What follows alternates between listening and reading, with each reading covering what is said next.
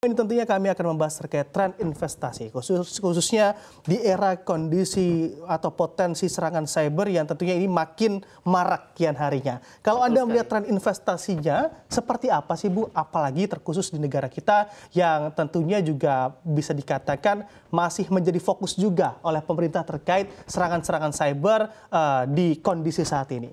Betul sekali Pak Bram. Ya, saya ambil fokus di industri keuangan dulu ya. Kita lihat ya, menurut Kementerian Perdagangan ya, itu ekonomi digital Indonesia itu akan naik 8 kali lipat ya di tahun 2030. Dan angkanya juga fantastis, 4.500 triliun rupiah.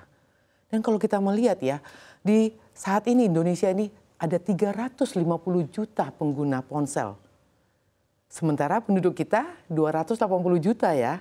Jadi itu berarti satu orang dapat memiliki lebih dari satu ponsel. Ya.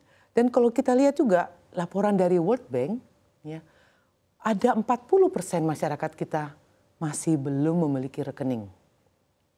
Ini menunjukkan bahwa di banyaknya pulau kita, ada 17.000 lebih ya kepulauan Indonesia ya, itu market sangat luas sekali untuk industri keuangan untuk berkembang di Indonesia. A lot of potential. Ya, dari situ dengan banyaknya potensial tersebut, tapi kita juga punya data bahwa FICO ya melaporkan bahwa penipuan konsumen secara global ini juga bertambah sekali ya. Dengan seiring dengan transformasi yang ada, otomatis terjadilah transformasi juga dalam penipuan. Ya, nah dilihat dari data itu ada 36% ya penduduk kita itu masih khawatir sekali. Ya, karena dia khawatir datanya akan dipakai oleh penipu untuk membuka rekening atas nama dia. Dan juga kita juga ngelihat ada 64% penduduk kita itu yang pernah dapat hubungan di call ataupun di teks oleh si penipu untuk ya berbagai cara untuk menipu. Ya, ini menimbulkan ketakutan di masyarakat. Dan ini sebenarnya inline juga dengan laporan dari OJK ya. Dalam setahun terakhir ini ada 25% insiden penipuan yang dilaporkan ke OJK. Tapi kita tahu ya, tidak semua laporan-laporan yang kejadian di masyarakat ini dilaporkan. Banyak sekali masyarakat yang berasa menjadi korban, tapi mereka tidak melaporkan, Pak Bram. Ya, dan ini menimbulkan ketakutan. Ya, sementara di satu sisi ini ada dua koin ya. Di satu sisi kita harus mengikuti perkembangan, kita harus transform. Ya, dan kalau kita bisa melihat bagaimana digital ekonomi ini meningkat tinggi sekali, semua pakai mobile banking, ya, pada saat mulai COVID, ya, COVID kalau dulu kita belanja ke pasar kan masih pakai cash ya, sekarang sudah nggak pakai cash, pakai QR misalnya gitu ya, atau transfer. Tapi banyak juga sekarang yang sudah tidak ke pasar lagi gitu loh, ya, karena apa? Karena mereka belanja semua pakai aplikasi, semua dari belanja. Dari banking, all things semua all in your palm. Semua ada di handphone sekarang. Ini yang membuka celah sekali ya. Bahwa teknologi berarti meningkat ya. AIGC ini meningkat sekali nih. Ya, di mana kita tahu sekarang ini mungkin Pak Bram bisa pernah lihat aplikasi yang bisa memperganteng Pak Bram. Iya. Ya, foto Pak Bram, wah tambah ganteng nanti setelah diedit dikit. Betul. Atau Pak Bram tau-taunya bisa mirip dengan Brad Pitt misalnya. Iya. Ya, itu teknologi AIGC memang luar biasa sekali ya. Nah, di satu sisi kita lihat ini yang kita sebut namanya deepfake. Ya, kalau bisa mungkin masih ingat waktu Oktober 2023 di mana kita semua dikejutkan. Pak Jokowi di pidatonya beliau tahu-taunya bisa berbahasa Mandarin dengan fasih sekali gitu loh.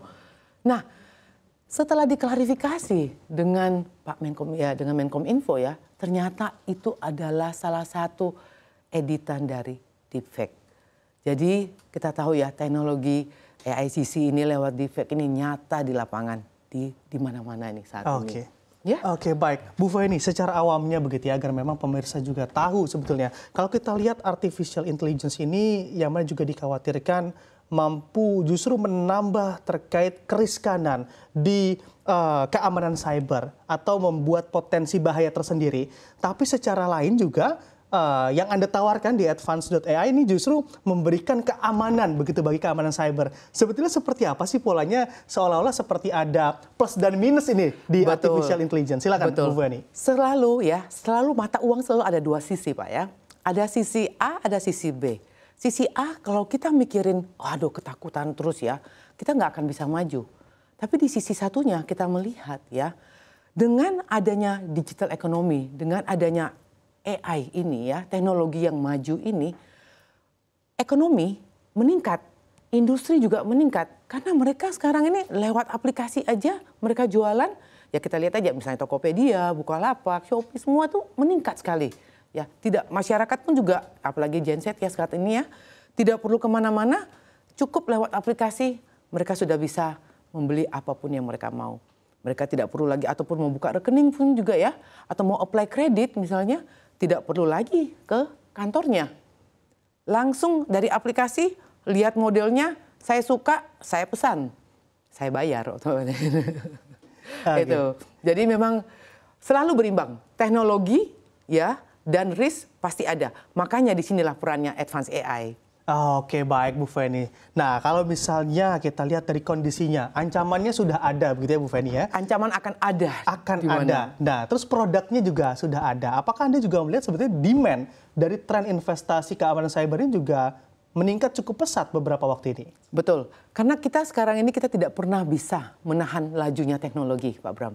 Ya, teknologi akan seiring waktu akan terus berkembang. Ya, tapi di satu sisi yang bisa kita lakukan adalah mengedukasi ya tim kita, dan yang kedua kita juga harus membantu dengan teknologi juga, karena mereka menipu menggunakan teknologi AI, maka dengan teknologi AI kita juga membantu untuk mendetek ya kepalsuan-kepalsuan yang ada ini, baik dari pencurian identitas ya, baik dari fraud. Jadi kita bisa membantu untuk fraud detection-nya juga Pak. Kita juga bisa membantu sampai AML-nya, anti money laundering-nya. Ya, bahkan kita membantu untuk compliance sama manajemen risk-nya dari satu perusahaan. Itu advance AI ini solusi kami juga udah dipakai banyak sekali customer kami ya, dan mereka semua merasa terlindungi. Ya, ujung-ujungnya adalah kita mau bisnis maju, ya, customer happy, otomatis akan ada repeat order terus. Oke, itu yang diharapkan begitu ya secara bisnis, Bu Feni. Bu Feni, kalau dari data yang Anda miliki di advance.ai, sebetulnya secara persentase berapa persen sih Bu di sektor keuangan yang tentunya belum fokus-fokus amat begitu Bu terkait tren investasi di keamanan cyber tentunya di Republik ini? Ya, memang saat ini cukup banyak juga bank ataupun institusi keuangan yang masih menjalankan bisnisnya dia secara konvensional ya Pak ya. Ya, tapi memang kalau ya kita bilang ya tadi ya dua mata koin ini ya, like or dislike, kalau kita tidak mengikuti perubahan zaman, kita nggak mau bertransformasi, maka kompetitor kita yang akan melakukan. Dimana kalau kompetitor melakukan, market kita akan diambil. Ujung-ujungnya adalah industri kita sebagai perusahaan juga akan rugi. Ya, itu memang ya real story, kayak kenyataan yang memang berat, tapi that's the fact yang harus diterima. Jadi memang kalau dilihat investasi terhadap inovasi teknologi ini untuk menjaga keamanan data dari pelanggan-pelanggan kita, ya apalagi di dunia era digital ini, itu sangat menjadi satu mandatori sekali Pak Bram. Oke, baik. Ini menarik Anda singgung terkait kompetitor, Bu Feni. Kiranya Anda juga melihat seberapa banyak kompetitor yang juga berada di ceruk yang sama, di wadah yang sama, khususnya menangani keamanan cyber di Republik kita. Ya, dengan maraknya teknologi dan kejahatan ini ya, kejahatan cyber ini ya, otomatis banyak sekali industri-industri atau yang akan mencoba membuat solusi untuk mengatasi hal ini. Ya, salah satunya memang kami. Ya, dan advance AI saat ini kami leading memang di market ya, di mana kami memiliki R&D yang akan terus ya membuat inovasi kami berkembang berkesinambungan. Itu yang utama. Karena kita tahu ya namanya penipu itu akan terus mencoba. Dan kita walaupun kita punya solusi yang bagus, kita tidak bisa berbangga diri, oh I have a good solution already.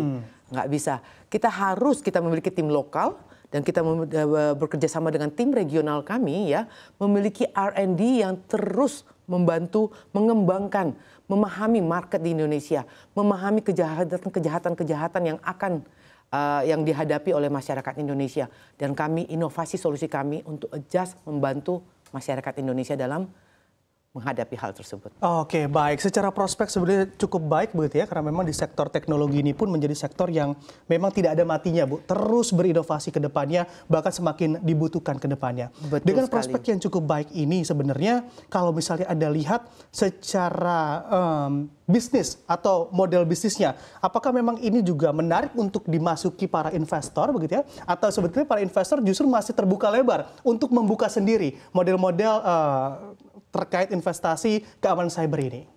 Jujur aja, keamanan cyber itu adalah sesuatu yang kasarnya itu putri cantik, ya, primadona. Karena apa? Karena pengguna handphone, ya, itu luar biasa banyak sekali. Dan kita semua udah taruh semua, ya kasarnya bank account kita, all banks kita, ya, all data kita, private data kita semua ada di handphone kita.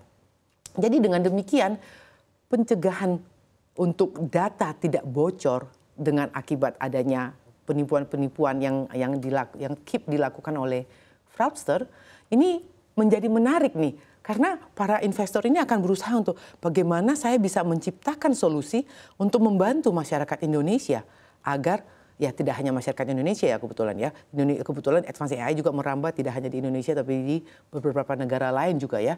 Untuk merasa aman dalam melakukan transaksi. Itu yang penting. Karena kalau seandainya ada kekhawatiran, maka si customer ini nggak berani melakukan itu. Sementara itu adalah tuntutan zaman untuk kita melakukan perubahan. Kita kalau tidak melakukan perubahan, maka kita akan ketinggalan dan ya kompetitor akan melakukan hal itu. Oke, baik. Kalau misalnya kita bergeser sedikit dari sektor keuangan begitu ya Bu Feni ya. Sebenarnya Anda melihat sektor mana lagi sih yang kiranya sudah mulai aware begitu terhadap tren dari investasi keamanan cyber yang mana juga bisa dilihat dari data klien Anda di sektor mana saja yang kiranya sudah mulai bertumbuh di sana? Oh ya, kita kebetulan melayani cukup banyak klien. Memang bread and butter kita umumnya masih di banking, ya, FSI, ya, insurance. Itu memang karena mereka diatur oleh regulator. Ya. Tapi solusi kami juga sudah dipakai di retail, ya, banyak universitas sudah pakai, bahkan sampai ke e-commerce. Ya.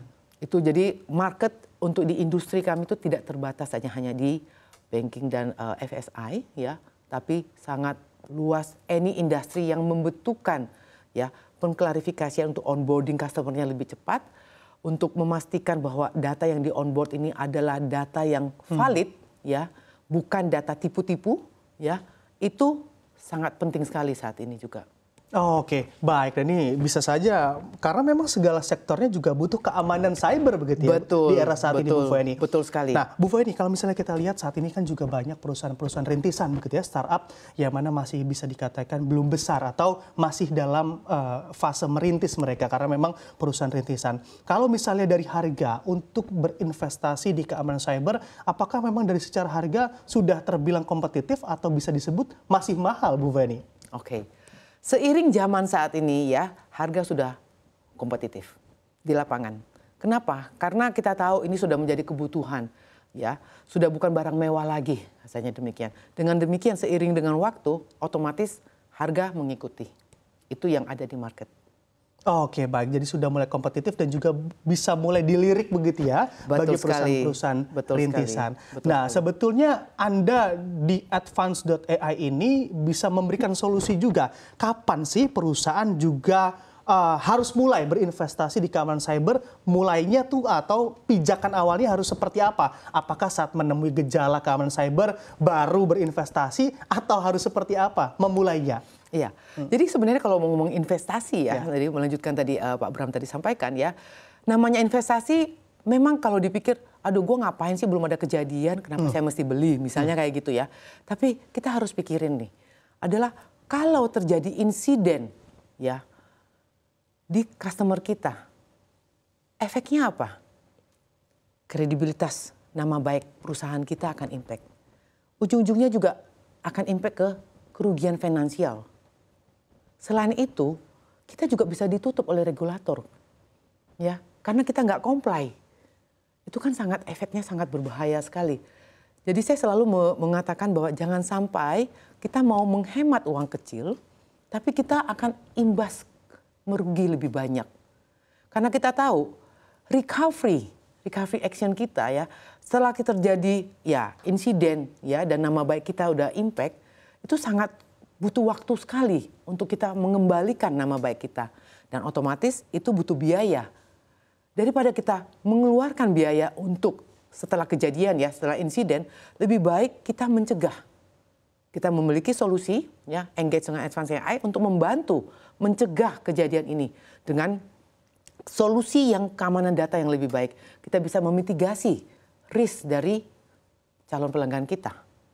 Itu akan lebih baik kan, Pak? Oh, oke, nah ini perlu diamati dan dilihat juga begitu ya bagi para perusahaan rintisan yang kiranya juga jangan sampai ada kejadian terlebih dahulu baru memutuskan untuk investasi di keamanan cyber, begitu Bu Feni. Betul. Kata nenek kan juga itu sesal kemudian itu tidak berguna. Betul sekali. Nah ini kita harus mengingat kata nenek begitu kata Bu Feni. Nenek ya. Oke. Nah kalau misalnya kita pahami juga kalau secara prospek cukup bagus. Secara demand juga Anda katakan sudah mulai bagus dan juga meningkat. Nah, tantangannya apa Bu Feni di industri ini? Ya, tantangannya jujur aja Pak ya. Sekarang ini ya kita tahu teknologi terus berkembang. Berkembang yang tidak bisa kita rem sedikit ya, saya belum siap. Nggak bisa. Ya, dengan demikian itu artinya kita harus teknologi kita juga harus adjust. Ya, dengan demikian akan ada biaya di sisi kepatuhan. Compliance otomatis harus menyesuaikan. Di sisi biaya untuk teknologi, di sisi biaya untuk melakukan training ulang ke tim-tim kita dan nasabah. Tapi ini bukan menjadi tanggung jawab hanya satu atau dua bagian dalam satu organisasi, Pak. Ini menjadi satu tanggung jawab dari seluruh organisasi, dari C-level, ya manajemen ya, sampai ke tingkat staff. Karena sering sekali kita bilang bahwa itu adalah tanggung jawab bagian security saja. Atau silo-silo gitu ya. Nggak bisa saat ini. Dan yang paling penting juga, kita pada saat kita membutuhkan solusi, itu solusinya harus mudah dan cepat diimplementasikan. Plug and play. Kalau dulu masih zaman konvensional, tunggu ya, saya butuh 6 bulan ya untuk build aplikasinya. Mohon maaf, itu yang namanya penipu sudah lari dan sudah merampok nanti itunya. Itu yang kita harus mencegah di situ. Ya. Oke, itu secara internal. Kalau secara eksternalnya tantangannya yang Anda lihat seperti apa, Bu Feni? Nah, secara eksternal kalau kita lihat ya, di dunia luar ini, sekarang ini penipu-penipu itu ya, adalah merupakan sindikat. Sudah tidak hanya satu atau dua orang lagi. Ya, mereka melihat Indonesia ini adalah market yang besar sekali. Ya, market yang besar dan pemakai handphone nomor 3 terbesar di dunia. Kalau dilihat dari situ, itu berarti aktivitas terhadap dunia di digital dan mobile ini sudah sangat aktif sekali. Ya.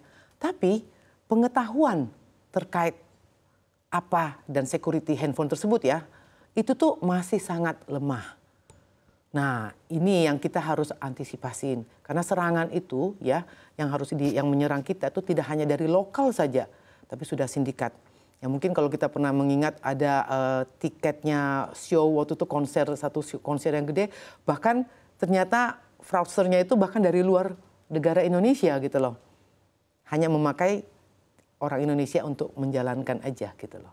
Kan sangat berbahaya ya Pak ya. Oke, karena memang pasarnya sangat besar begitu ya, sehingga memang para penipu atau fraudster ini juga makin tertarik untuk melihat apa saja yang kira-kira bisa dikerjakan di Indonesia. Nah Bu Feni ini juga melihat begitu ya, sebetulnya Anda menilai terhadap regulator kita, yang mana Anda katakan sebetulnya Indonesia menjadi sasaran bagi para fraudster. Ini bagaimana keseriusan dari para regulator kita menghadapi tren dari potensi ancaman cyber di Republik ini? Regulator kita kayak OJK dan Central Bank ya, Bank Indonesia itu sangat aware sekali dan mereka selalu bekerja dengan keras juga untuk membantu mengatasi hal ini. Makanya mereka juga kolaborasi juga dengan Advanced AI di sini ya. Kami sebagai partner yang sangat erat sekali berpartneran ya dengan beliau-beliau ini untuk membantu edukasi juga di market. Ya, karena kita juga tahu dari sisi aplikasi ya, kita melihat tren yang meningkat setiap harinya ya. Ini kita membantu untuk mereka juga dari sisi dalam penyusunan regulasi ya, itu juga updated ya. Selain itu juga ancaman di lapangan ini pun juga kita saling komunikasi untuk sama-sama update dan mempersiapkan. Regulator mempersiapkan regulasinya dan kita mempersiapkan inovasi kita untuk membantu mencegah terjadinya penipuan yang berada di lapangan lagi ini. Oke, untuk regulatornya seperti itu. Untuk penindakannya seperti kalau kita pahami ke Polri begitu ya, apakah juga cukup membantu dalam sinergitas ini, Bu Fuani? Ya, kalau Polri saat ini memang kalau kita tahu Polri memang mereka punya bagian cybercrime. Ya, dan mereka juga dari bagian Polri terus berusaha untuk meningkat karena mereka juga menyampaikan bahwa yang namanya korban terkait cybercrime ini luar biasa banyak. Walaupun dari pihak Polri juga menyatakan juga ketidakberdayaan juga karena memang umumnya penipuan ini akan berimpact ke rekening bank. Sementara Polri memang belum menjangkau, belum punya akses ya ke rekening bank tersebut ya. Itu memang salah satu jadi dari bottleneck keluhan dari Polri. Tapi baik Polri, baik regulator memang semua sudah aware sekali hal ini dan selalu mencari cara bagaimana bisa membantu kasarnya membuat customer kita, masyarakat Indonesia merasa aman dalam melakukan transaksi digital ini, Pak Bram. Itu yang utama. Karena transaksi pasti akan banyak dan terus meningkat dan which is membuat kemudahan why kita harus berhenti ya. Tapi memang ya kita harus berhati-hati dan harus punya solusi yang benar-benar membantu, solusi yang tepat ya untuk membantu memitigasi risk ini dan membantu juga untuk memproses verifikasi identitas dari nasabah-nasabahnya. Oke, baik. Sudah mulai aware Anda katakan begitu ya pemerintah kita dibandingkan dengan acara ataupun hal yang dilakukan di masa yang lampau begitu Bu Feni. Betul sekali. Nah, kalau misalnya kita pahami juga secara tantangan begitu ya, apakah Anda juga melihat untuk inovasi yang dilakukan di dalam Advanced AI ini juga terus berlangsung begitu ataupun terus dilakukan, dan kiranya inovasi apa yang dalam waktu dekat ini juga sedang difokuskan oleh Advanced AI? Oh ya, inovasi kami itu akan terus berkesinambungan kita sebutnya karena R&D kita memang bekerjasama dari tim lokal kami dan tim regional kami. Dan selain solusi verifikasi identitas, eKYC, fraud detection maupun AML yang kami miliki ya, itu juga kami sangat membantu sekali untuk membantu manajemen risiko dari si customer kami ini. Ya, kita melihat di sini ya Pak Bram ya, bahwa solusi kami tidak akan hanya berhenti di situ. Karena di market ini ya sangat dinamis sekali bergerak. Jadi solusi aktif kami ini akan ada lagi, ntar lagi kami akan launching juga beberapa inovasi baru untuk membantu kasarnya kita membuat customer kita itu merasa aman dalam bertransaksi. Ya, wait and coming soon. Wah, ini tentunya begitu ya kami nantikan update-nya begitu. Mungkin bisa hadir kembali di CNBC Indonesia untuk membahas terkait hal ini. Terima kasih Bu Feni telah main-main di studio kami. Tentunya sukses dan sehat selalu untuk Anda. Terima kasih banyak Pak Bram. Terima kasih. Sukses selalu juga buat Pak Bram. Ya.